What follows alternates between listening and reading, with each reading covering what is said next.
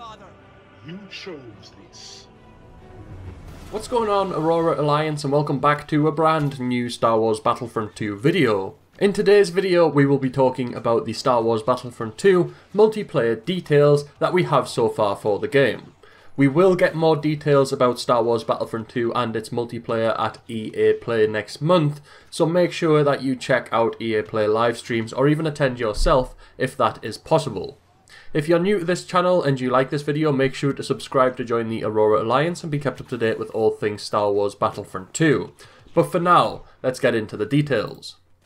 Star Wars Battlefront 2 multiplayer will include content from all three eras, that is episodes 1, 2, 3, 4, 5, 6, 7 and potentially 8. Those eras are the prequels, the original trilogy and the sequel trilogy, or the new era. This will in turn allow us to play as clone troopers, battle droids, Imperial stormtroopers, rebels, First Order stormtroopers and Resistance fighters. I'm really excited to play as clone troopers and battle droids, and I'm really excited to see what they look like when we get the EA Play live streams. I'm also quite interested to see what the Resistance fighters will look like. Will they look like rebels, or will they have changed a bit? Star Wars Battlefront 2 multiplayer will have a class system with 4 classes: Assault, Heavy, Specialist and Officers, but there are no specific details yet on those classes.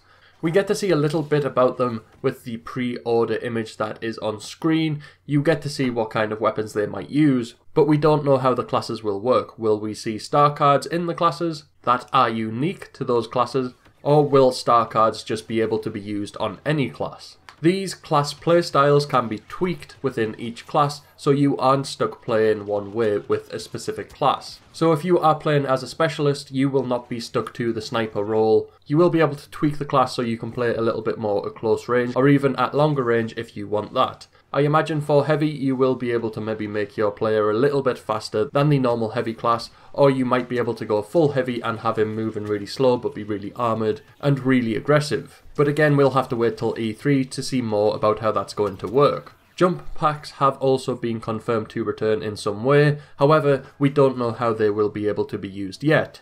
The multiplayer will have more of a progression system than the first game and more customization for everything, including blasters, classes, heroes and vehicles. Again, I'm super excited to see how that's going to work. I don't really know how they're going to do it yet, and I don't really have any ideas of how they could do it, so it's going to be a really cool thing to see. The progression system in the multiplayer is also going to be more in-depth, allowing players to play for even longer without getting bored. Confirmed heroes so far for the multiplayer are Yoda, Darth Maul, Rey, Kylo Ren, Luke and Han Solo.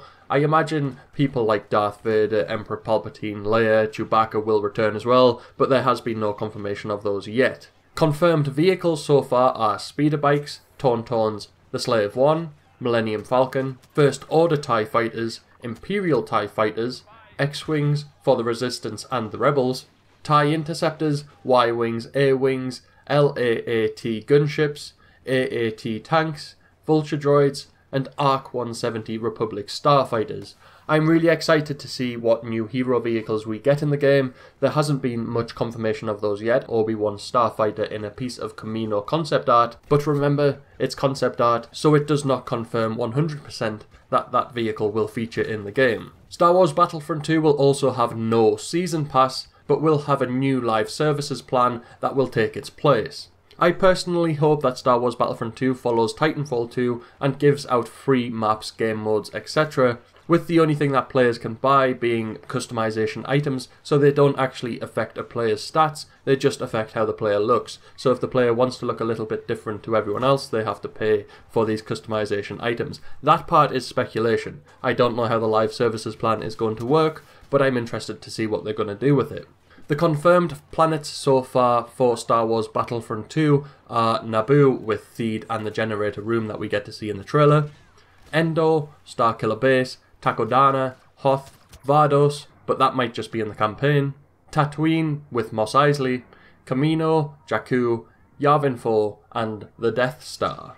We don't know any map specifics at the moment, just that those planets will be in the game. We will again have to wait until EA Play for more details on the planets and the maps. The game will also have offline single player modes, which include AI bots. Now to me, this sounds like it could be similar to Skirmish. However, I imagine they will have changed it up a lot. In the first game, Skirmish got a lot of hate because it was limited to what modes you could actually play, on what maps you could actually play, and all of the DLCs could not be played in Skirmish, so I imagine EA DICE will have gone back to the drawing board with Skirmish, and maybe will have changed the title and how it's going to work.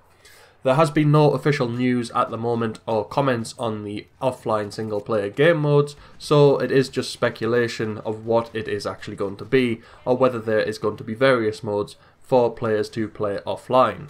Let me know down in the comment section below if I have missed any multiplayer details out of this video, and also go ahead and speculate in the comment sections below what vehicles we will be getting in Star Wars Battlefront 2, what heroes we will be getting, and what you think these offline single player modes will be. Make sure to smash a like on this video if you have enjoyed it, and if you're new to the channel, make sure to subscribe to join the Aurora Alliance and be kept up to date with all things Star Wars gaming, especially Star Wars Battlefront 2. Other than that, may the Force be with you.